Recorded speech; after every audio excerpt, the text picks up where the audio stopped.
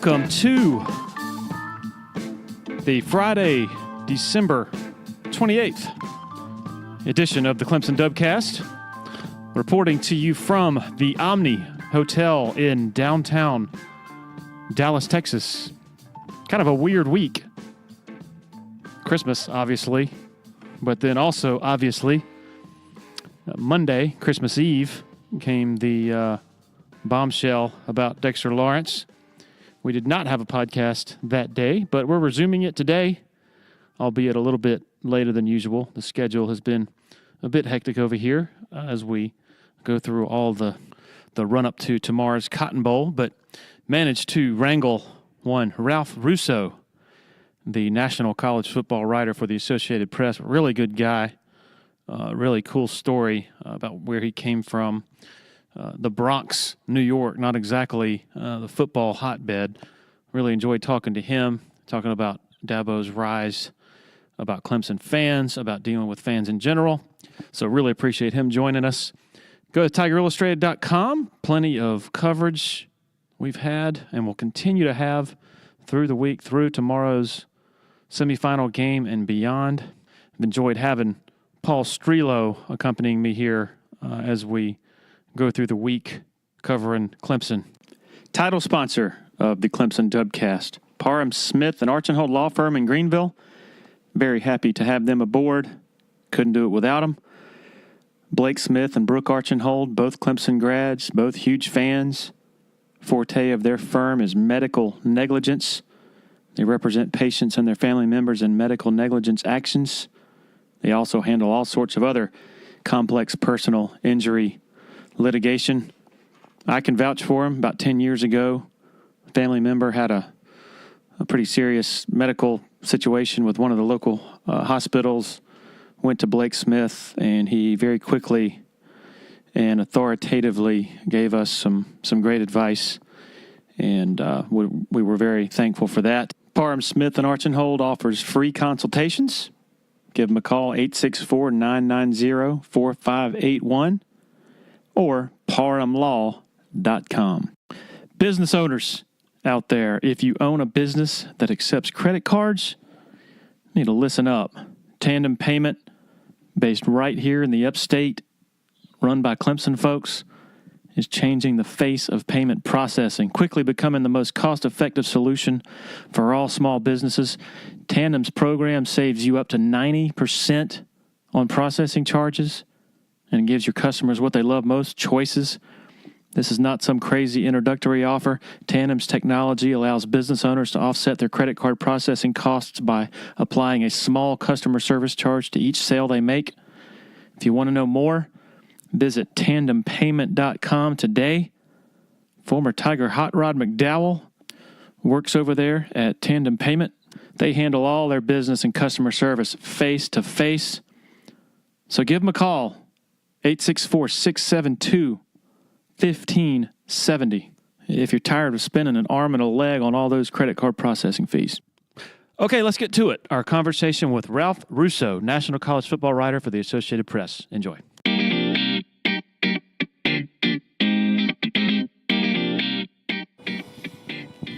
All right, we're here with Ralph Russo, national college football writer for the Associated Press. I guess pardon the Christmas music in the background here at the Omni, all you Scrooges out there. Really appreciate you joining us, Ralph. Oh, no problem, Larry. Yeah, actually, it's nice to have a little ambiance, right? It's like it sort of tells people that we're actually out in the field, right? Yeah, we're taping this the day before the Cotton Bowl. And what is your take on this whole, the PED sensation, Dexter Lawrence sensation that is completely and unexpectedly overtaken the entire week? Yeah, it's funny when you come and cover these things, especially from a national perspective, because you're sort of covering both teams. You're covering the story of the game as opposed to one team. On one hand, it's like, oh, well, let's hope nobody gets in trouble, right? I don't want to have to go chasing down cop reports, see if somebody got into a fight or got arrested at a bar. On I'm certainly not excited about this story, but it's an interesting story because it does give a storyline to a week, right? I mean, you're in the business of covering news, and this is real news, and sometimes these lead ups can be a little dull. Luckily, Clemson is a program that sort of deals with things openly, so that's helped. You don't have to necessarily sort of dig behind the scenes, and there's been they've been transparent, or at least they seem to have been as transparent. They seem to be trying to be transparent, and that's helpful. Having Dexter Lawrence come out and talk to the media was actually quite surprising. Again, you've been around a lot of programs. I've covered Alabama a lot over the last few years doing this job, and I can't imagine them doing something like that in a lot of other programs. So that's helped, and it's made things interesting. It's also, listen, I have no horse in the race, but it's disappointing not to have one of the best players in the country not playing in the game. Disappointing for the kid and disappointing, again, to the story. But it has made for an interesting week because it's given the week a storyline. You talked about that sort of surprising full disclosure.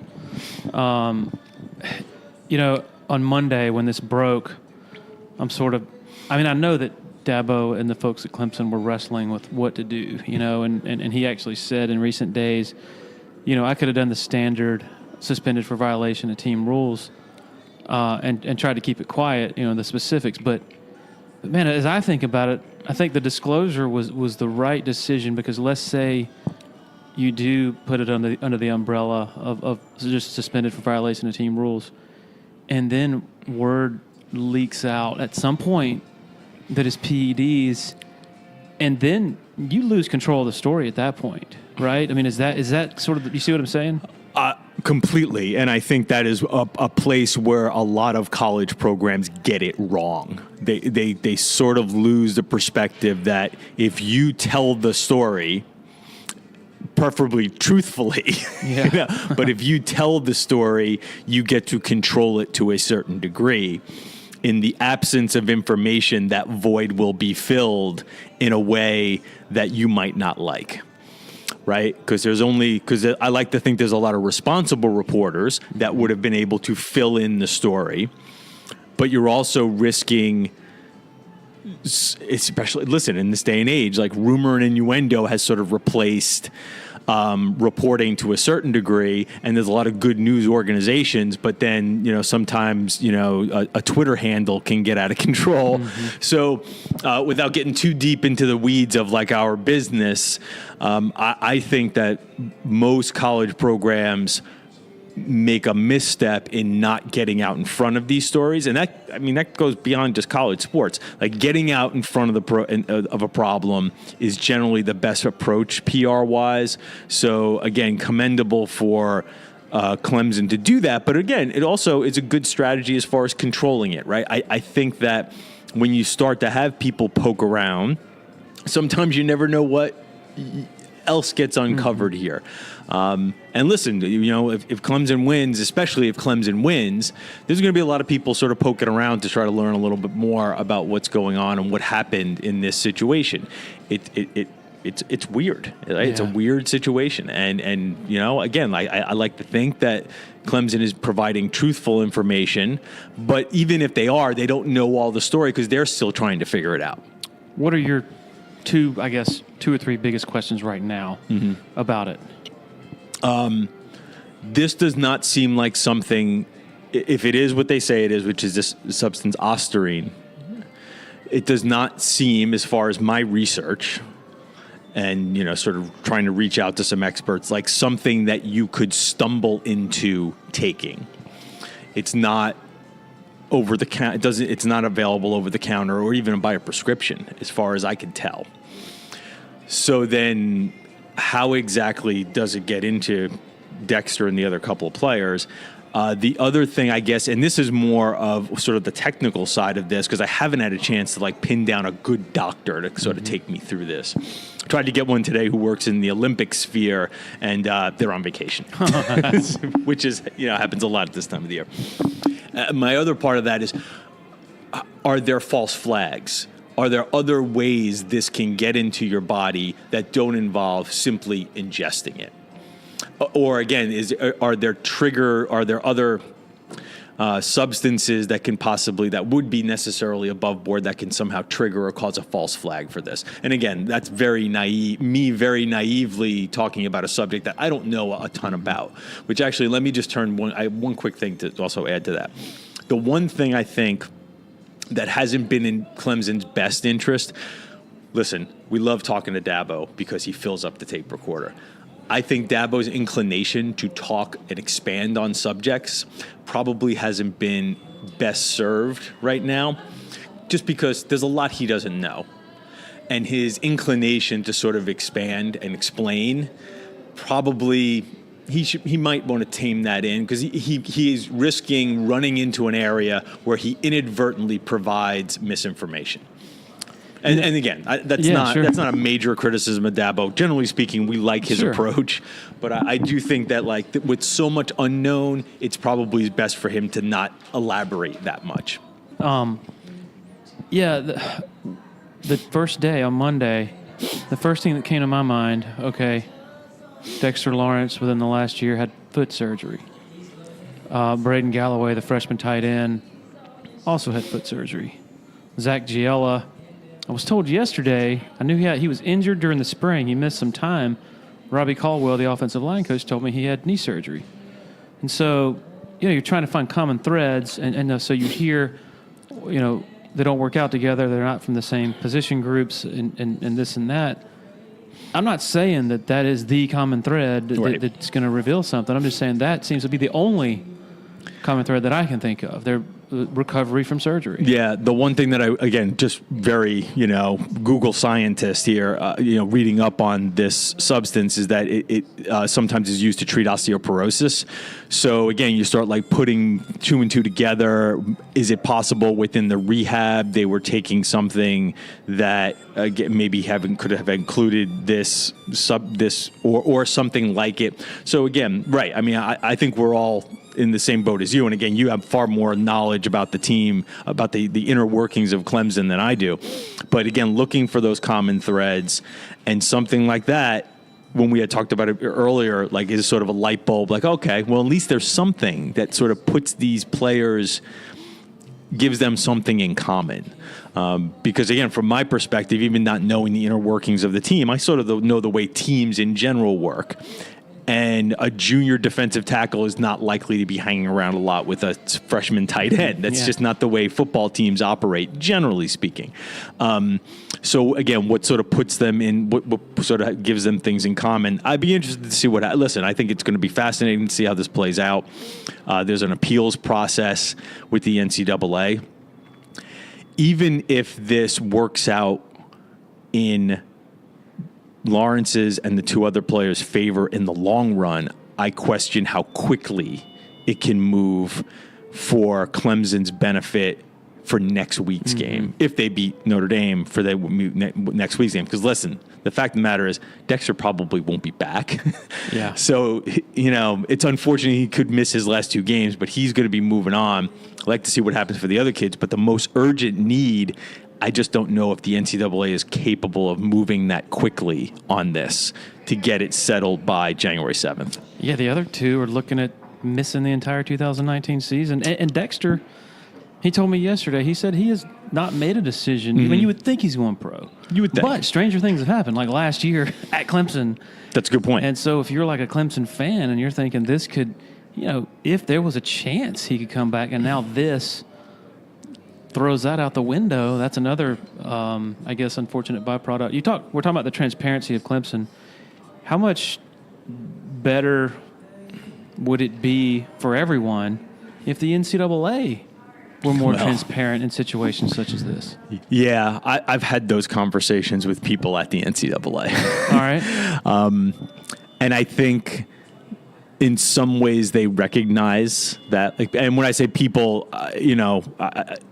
maybe the deepest conversation hasn't been with Mark Emmert, but I've literally mentioned that to Mark Emmert.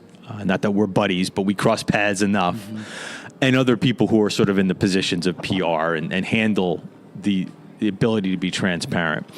I think that anytime you're working in to use a corporate term, the collegiate space, academics, it becomes very tricky how much you can reveal about the students. It's just, I think, as simple as that. Now, sometimes that's cover, and sometimes that's very true. And I think the nature, and again, we see it covering colleges. As transparent as Clemson could be, I'm sure there have been points when you found yourself frustrated because they decided to put up the shield of student protection, sure, right? Yeah. And I think the NCAA finds itself in those positions a lot. I do think it would help if they were more transparent. I do think they make some effort if they are if you can sort of talk it out with them to be a little more transparent. But it's just the nature of the business is behind a wall of student privacy.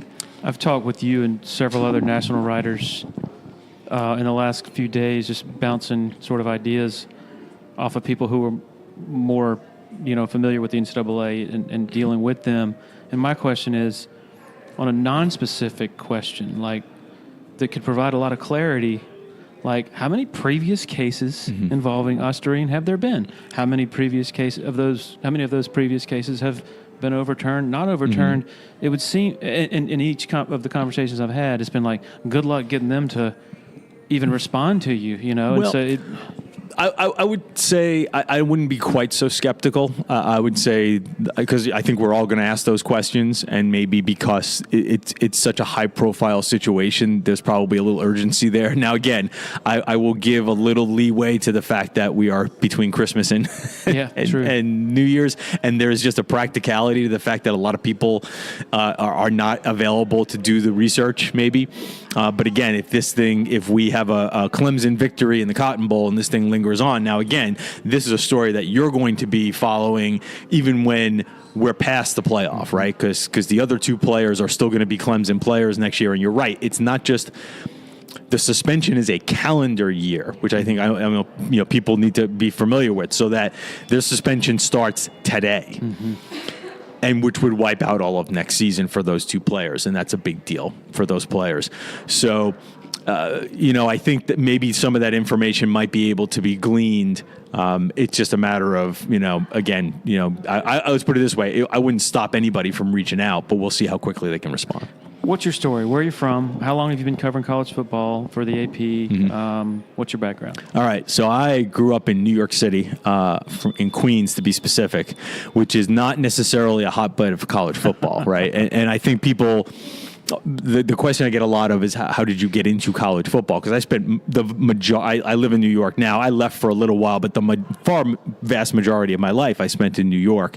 And the best way I can describe it is, when you're like 12, 13 years old on a Saturday, like those games, and there was not many of them on TV, from places like Lincoln, Nebraska, and Baton Rouge, and Clemson, like that might as well have been Mars. Like that was fascinating to me. These schools, I didn't really know where they were, playing in, half-cut jerseys, playing these offenses that you didn't see on Sunday when I was a Jets fan and I would watch Jets games with my dad.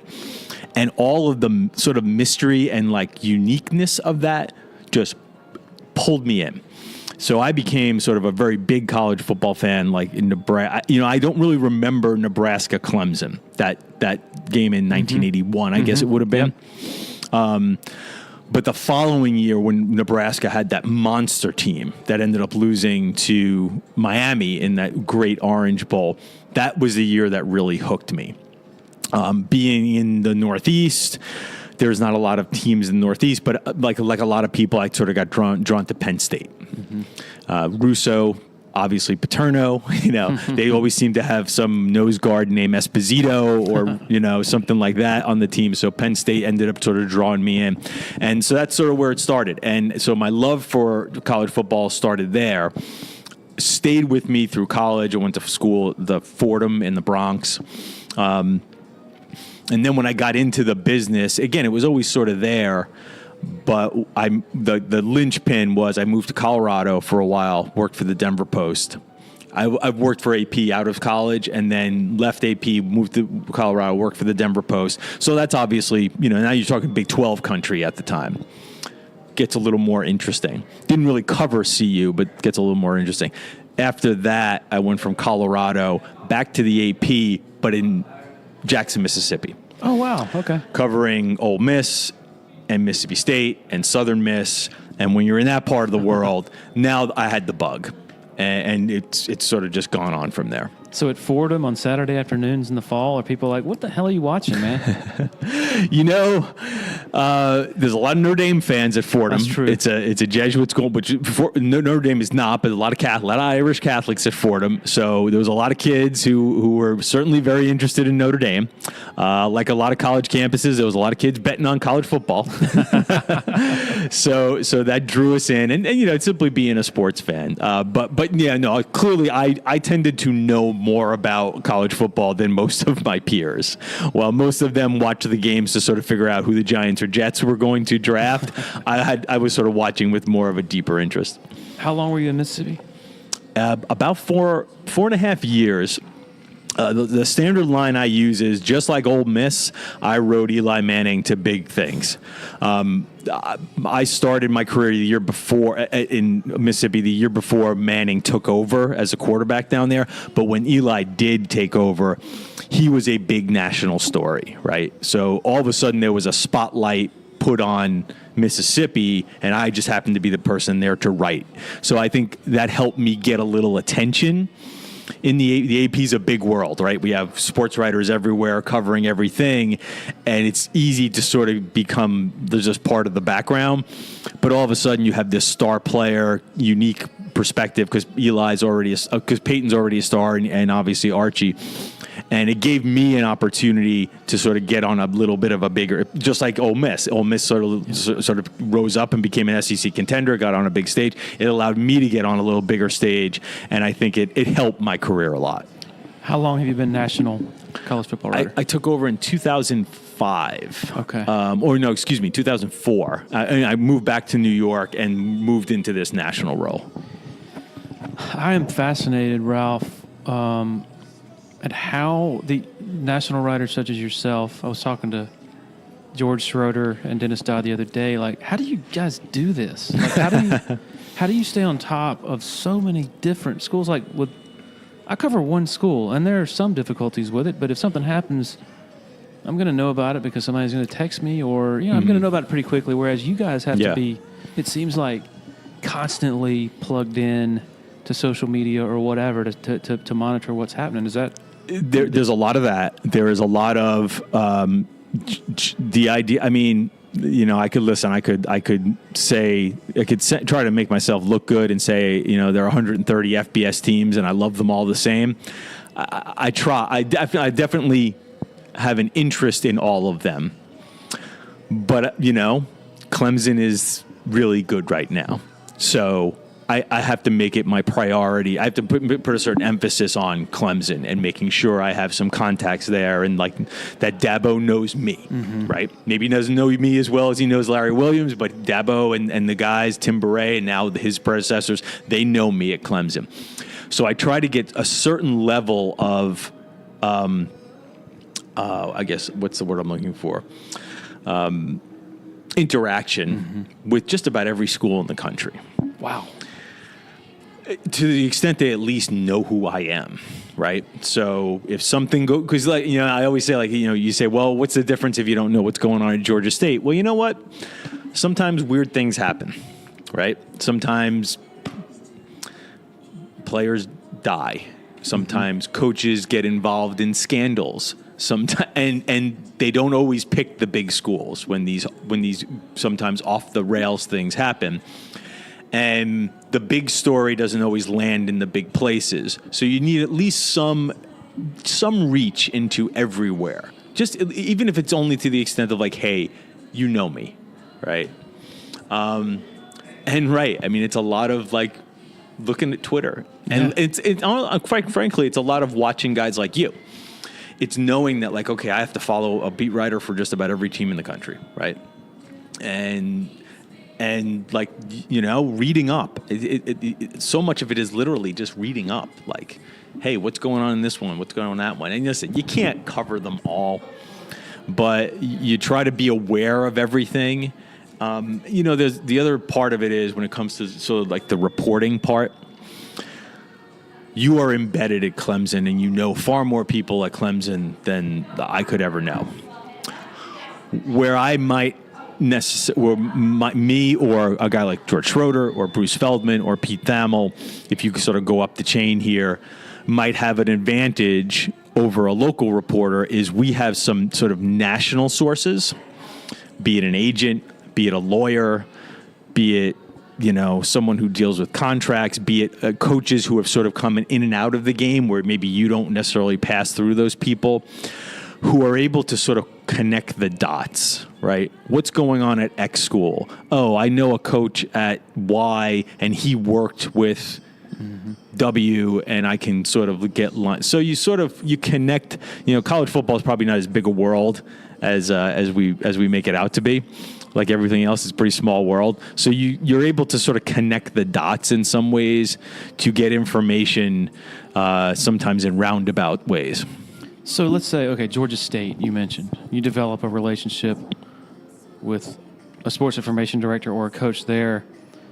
What's the intended benefit? Like, okay, so if something happens, call me? Mm-hmm. Is that what, is that the... It's call me, or I think more often than not, it's accept my call. Okay. Right? It's... Access. It's when... Because listen... Maybe if it's Georgia State, it's one thing, but let's just take an average ACC school. North Carolina, right? There's a lot going on in North Carolina, right? A lot of beat writers. I don't necessarily expect the people at North Carolina, whoever the contacts are, right? Whoever the people with information, be it coaches, SIDs, athletic directors, to respond to me first when there is a big story. Because they have their own local media, and I understand that. But I want them to respond to me. Mm-hmm. I want them to just be able to. So again, they may not pick up the phone and call me first, but they will respond to my text or respond to my call, and that's what I need. That's what I need. I need to be in the game to a certain degree. Yeah. Proud sponsor of the Dubcast is the Abernathy Boutique Hotel, a short Trevor Lawrence throw from Death Valley. Man, it is a favorite for the ESPN folks who come into town, who stay there various times of the year. Also, man, it is booked up and packed to the gills for home football weekends. It has really caught on for people who want to come in and stay. Also, Taps Bar and Cafe, a really cool spot to go hang out during the week. If you want to grab a drink with some friends, some of you professors out there who want to wind down after work, laid-back alternative to some of the more boisterous college bars in downtown Clemson. So go check them out if you already haven't. Got some really good beers on tap, including my favorite, the Hugie Street IPA. So check them out online at theabernathy.com. I'm trying to put myself in 1995 pre-internet, and that might as well be 200 years ago in the shoes of a national college football AP writer. There's no Twitter, obviously. There's no internet. How did you keep tabs on stuff then? Well, that's a good question. Again, a little before my time. Yeah, you're before your time. But nonetheless, I know some people who have sort of done it back then. I think the difference is you didn't keep... You weren't expected to necessarily chase down every coaching move, right? I think that the world that we have come to is we have... And, again, like I don't want to necessarily even put myself at that level, but you have the guys like Bruce Feldman and Pete Thamel who are literally able to be on top of every coaching move practically in the country, right? That just wasn't expected back then. That was a point when the local reporters probably had better... the local reporters sort of did their thing. And the other thing was, and even now, we have local reporters all over the country. So that's another thing. I really should add to that. When you say, like, how do I do my job and stay on top of everything? Well, the fact of the matter is, I have Eric Olson in Lincoln, Nebraska, who does a great job of covering the Huskers. And we have Pete Iacobelli in South Carolina, who splits his time between Clemson and South Carolina and University of South Carolina. He does a great job there. So it's not all on me. I really have to emphasize that. It's not all on me. My job is to help those colleagues in any way I can to provide information. And sometimes more help is necessary. because those people have coverage responsibilities beyond just maybe Clemson. And sometimes I can step back and go, you know what? You got this thing locked down. I'm going to go focus my attention on another school. I guess, how do you decide where to go each week during the football season? Is it up to you? It is somewhat up to me. Now, that's changed through the years, too. Game day coverage is not what it used to be, right? I'm sure you know that through your through watching what readers like to read, right? Because you can track that really well. And those Saturday night stories that post maybe don't do as well as a Thursday night, story about recruiting, right? Right. So with that, I don't go to as many games as I used to. I spend a lot more Saturdays sort of summing up the country, and they'll say, just get your 5 screens and watch them all and write a wrap-up column that ties everything back to the big themes of the weekend. And that does pretty well nowadays. That's a big shift. The only problem with that is I do need to show up places, referring back to what we talked about before, because I need to have some kind of, people need to have some kind of interaction with these schools to build up sources. So the push and pull is like Saturday, the copy doesn't necessarily drive as much as it used to, but it's still important for me to go places. Yep. So maybe it's not a game, maybe it's during the week. Listen, we all got budget restrictions now that we didn't have maybe 15, 20 years ago. So the mechanics of the business have changed from that standpoint. But generally speaking, I will say, hey, here are the 2 or 3 games I think we should go to. What are our local staffing situations? Here's the reasons why I'd like to go there beyond just covering the game. And then we make decisions from there. You said 5 screens. Is that at your house? That's probably a little bit of an overestimation. I usually work 3 screens. Now, I live in New York, live in Brooklyn, 2-bedroom apartment with my wife and daughter, 900 square feet. So we only have one big TV. My wife, if I am home on a Saturday, my wife and daughter usually just go somewhere. And I'll have the TV, my computer, my laptop, and my phone working a game each on there, and sometimes I'll work in a tablet, an iPad. So 3 to 4 screens is generally as much as because really any more than that, it becomes a little too staticky. Going back to pre-internet days, the gap or the wall between a writer and fans was so large. Now you're interacting with fans all the time through Twitter. I guess the positive, at least from my perspective, is there's accountability. If you get something wrong, you're going to know about it. Yeah. Maybe the negative is, why is everybody so damn mad all the time? I get a lot of why is everybody so damn mad, especially it's odd in college football. I find, I will never, ever begrudge or slight college football fans. They are the reason why I have a job that I like very much. But I do notice there's a passion that sort of tends to lead towards a little bit of like an angst in college football that is not like any other sport. And sort of a negativity that I don't love. But I do love, I don't do much beyond Twitter. I know there are other social media platforms that people engage on, but Twitter is sort of my thing. And I like Twitter in that it's allowed me to sort of, the AP is a place of sort of birth in anonymity, but it's hard to be anonymous these days and do this job. When I say this job, the job of a reporter well. So it helps me to raise my profile a little bit. I like engaging with the fans a little bit. I think that can be fun. You get some back and forth. I like the accountability aspect. And it just sort of gives me a little bit of a voice behind sort of this anonymous AP byline. I guess you started focusing more on Clemson and developing those relationships with Dabo and others there around 2015 or so when they started going to the playoff. What strikes you the most about this run that they're on, which it's not showing many signs of waning? A couple of things. It is remarkable to me how much fun they seem to have at Clemson. And I always preface, I always try to preface and qualify. I see coaches less frequently than beat writers do. So I have a very different relationship with coaches, and sometimes that relationship influences my opinion of coaches differently than guys who work with them every day.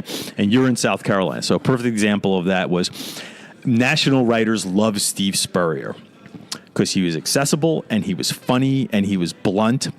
But if you covered, as people who live in South Carolina know, covered Steve Spurrier every day, maybe not the most fun thing in the world. Like, he could be a little cantankerous, right? So my perception of Dabo has always been incredibly accessible, simply, good to always, again, fills your notebook. So I am very much impressed by the fact that program seems to have managed to figure out a way to be super successful without taking itself too seriously. That sort of that theme of sort of, I wrote about Christian Wilkins yesterday, and a lot of it was about what a fun guy he is and how that's sort of the personality of Clemson to a certain degree, and how Dabo is a person who, again, I think allows his team to have a little personality and have some fun with it and not be jaded. And I think the thing I've sort of pitched to my editors is, like, I feel like Clemson is the happiest place in the country. Mm-hmm. I think the fans are not jaded yet. Maybe you sense that a little more, but I think that there's still this, like, hey man, this is just the best it's ever been, and we enjoy it. And I appreciate that in Clemson. Compare and contrast to Alabama, where, listen, I mean, the success level of Alabama is literally unprecedented. But I often wonder if anybody is having any fun, including the fans. Because Saban's got a machine going on there. And listen, it's fun to win. So ultimately, it's fun. It's fun to win. It's fun to win championships. And it's fun to go to the NFL and make millions of dollars. So everybody involved in there is definitely doing okay. But I do wonder if, like, anybody's having fun. So that's the thing that most stands out to me with Clemson. In some ways, it's just the element that everybody seems to be really appreciative right now. The program, the people around the program. The other thing is, just how Dabo sort of goes about his business, and I think he strikes me as sincere when he talks about culture and being bigger than the scoreboard. And you talk about, like, the kids that go through the program. There's some little things that jump out to me about Clemson, about the lack of attrition on the roster. I was going through some for a story I did on recruiting the other day, and noticed, like, all these fifth-year players, and who may have been big recruits but don't really play much of a role now. And I find myself thinking, like, those guys don't stay at other programs. If you look back 5 years at other rosters, there's maybe 2 or 3 players, 4 or 5 players, but they're playing. Like, you don't hang around a place and not play for 4 years in college football generally. But that seems to happen at Clemson, which leads me to believe that what Dabo's selling maybe is genuine. Yeah, not as much processing of players who don't pan out. And Dabo has said, you've probably heard it, when he makes an offer to a player and his parents, his family, it's till graduation do we part. Mm-hmm. And it definitely, the numbers certainly underscore that. Before we started this interview, you finished your preview for the game. Yeah. How do you see this shaking out? The theme that I sort of went through it was a little more Notre Dame focused, and quite frankly, my feeling was I think I'm going to be writing more about Clemson after this game. So let's give Notre Dame a ride. Listen, I think that as much as Notre Dame has tried to downplay this is something of a measuring stick game for them. I think that Kelly, the program is healthier than it has been in a long time. I think I've always been impressed with Kelly. I've probably been a bigger supporter of Brian Kelly as a coach than most people. I know he's not a guy who people easily warm up to, but I think he's really good at his job. If you want to get down to the X's and O's of it, I don't see a lot of very obvious places where Notre Dame has an advantage. The big receivers against the Clemson D-backs, There might be something there. Notre Dame is not a great stretch the field passing game. They're the heart of their passing game, and the reason why they went to Book is because he's good intermediate, and he's very accurate short to intermediate. Do they use that to replace the running game? Because I think it's going to be even without Lawrence, I think it's going to be really hard for Notre Dame to run. I think that's maybe the one pivotal thing about Lawrence being out. And listen, I know Clemson has good players behind him. I wasn't sure Notre Dame was going to be able to run the ball at all. Maybe there's a path here for them to average 4 yards a carry. That's what I keep going back to as well, because Notre Dame is a good-looking team, probably better than most national observers give them credit for, at least from my view of it. But Brent Venables with extra time to prepare. I went back earlier today, and over his 6 seasons as defensive coordinator, when he's had all of December to prepare for either a bowl game or a semifinal.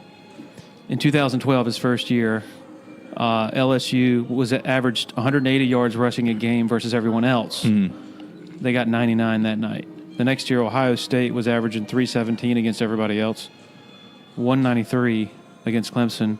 Oklahoma in 2014, the Russell Athletic Bowl, was averaging 268. They got 172 against Clemson.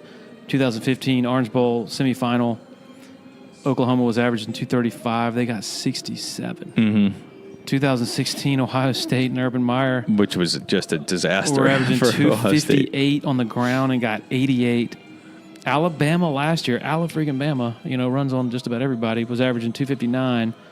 They got 141. So Clemson in those 6 games held those opponents' running attacks to an average of 126 yards less than they averaged against everybody else. And so it's like, we know. I mean, if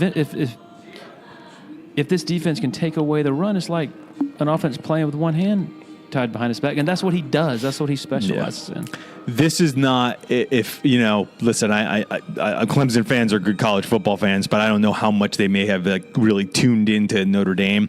If you're thinking a little bit back to last year's Notre Dame team and that offensive line, it's very different. I mean, they McGlinchey and Nelson were maybe the 2 best offensive linemen in college football last year, and Notre Dame just rode those guys.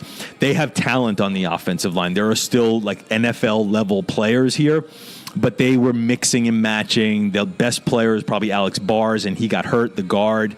Mustafa's pretty good at center.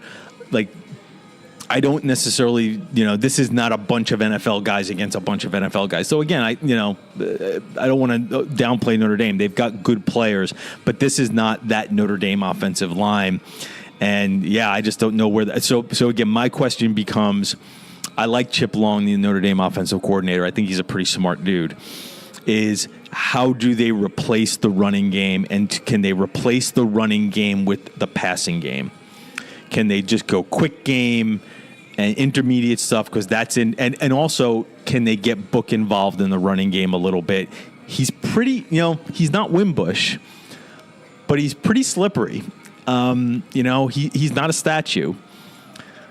So forget about the traditional run game. I'll go back to Mike Leach always talks about balance is ridiculous. Balance is not run and pass. Balance is balancing out who touches the ball and how. And I wonder if that is that might be the way Notre Dame goes. Balance, but not like traditional balance. Balance with we're just going to come up with a lot of different ways for people to touch the ball. You can take this or leave it, but you mentioned Clemson fans being real smart and all that. Who are the worst fans, or the fans that are hardest to deal? I don't want to say worst, the hardest to deal with on social media. I mean, listen, Alabama fans are a major presence right now, and they have a tendency to insert themselves into every discussion with Alabama as the backdrop. If I will always kid around that Alabama fans on Twitter are like the guy who walks into the middle of a conversation about the party and just starts talking about himself. I thought those were Ohio State fans. Well, there's a little bit of that there. Ohio State, listen, we've gotten to when there's a scandal, you get a taste of what fans can be difficult. But I will always say this: I think every fan base has its crazies. Yeah. Right. Who can be a little difficult.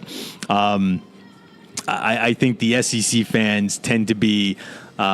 Because of, let's just take SEC fans in general. I think because the SEC has been so dominant, they sort of have a little bit of a delusion of grandeur about just like how great their conference is, and I think that becomes sort of can be a little bit of an annoyance at times. You mentioned how fans can be really bad during scandals. The most remarkable thing one of the most remarkable developments over the last 4 or so years has been the death of FSU Twitter. They're gone. I mean, there might as well be a tombstone. They're not. Where are they? What happened? The biggest thing I try to sort of get across to fans in general is that everybody just sort of takes. When something bad happens, everybody sort of roots for their uniform. So even when, like, that, Florida State, right, for a couple of years there with that Jameis team, there was a lot going on there, and those fans were tough to deal with. But even when the folks who are sort of taking the other side and being, everybody's just sort of rooting for or against the uniforms.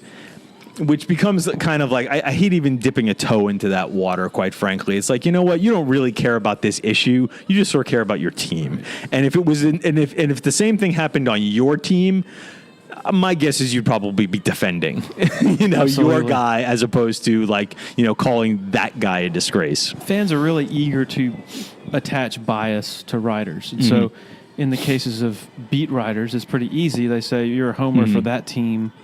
Or whatever, but with you, you're not aligned. You don't cover a particular team. What is their? How does their bias sort of meter work with you? I think it's whoever you praise. I think any praise of any program becomes something that's perceived as a slight towards them. Right. So hence you must have some type of bias towards that program. I think it's a moving target. I think anybody who sort of does sort of the broad 30,000 feet view, you can be accused of being, SEC bias one day or an SEC hater the next day. And my job is to sort of try to be able to do a little bit of both. Right. I was kidding around. I remember during one of these little Twitter sessions when we're trying to pick playoff teams, right? I like to get online and hey, what about this scenario? I like doing that with the fans. And I realized within 10 minutes, I argued for and against Ohio State being in the playoff because I think that's sort of my job. My job is if you want my opinion, I'll give it to you. But I'm also, my biggest job is to sort of say here's the pros, here's the cons. You figure it out. I say this to people all the time. If you guys had any idea how little we cared about a result, we walk out of the press box, we're happy regardless because our workday is over. Looking for a place to get a beer. It really is. It really is. Ralph, I know you're a busy man, so particularly spur of the moment, I just approached you about this morning, so I really appreciate you making time for me. Larry, thanks so much, and it was a pleasure. It's always good running into you, and maybe Santa Clara. Absolutely. Take care. Thank you. Okay, thanks so much to Ralph Russo, National College Football writer for the Associated Press. Very generous with his time. Also, thanks to our sponsors, title sponsor, Parham Smith and Arch & Hull Law Firm in downtown Greenville. Get yourself a koozie from there if you already haven't, a Clemson Dubcast koozie that they've been so kind to produce for us. Also, the Abernathy Boutique Hotel in Clemson and Tandem Payment in Greenville. Thanks to all of our sponsors for making this happen. Thanks most of all for all of you for making this happen and making it a part of your routine. Next podcast scheduled to drop early next week. Don't know exactly when yet, but it's a good one. Already recorded that. I'm really looking forward to bringing that to you folks. Everybody have a great weekend. Enjoy the game and be safe. Cheers.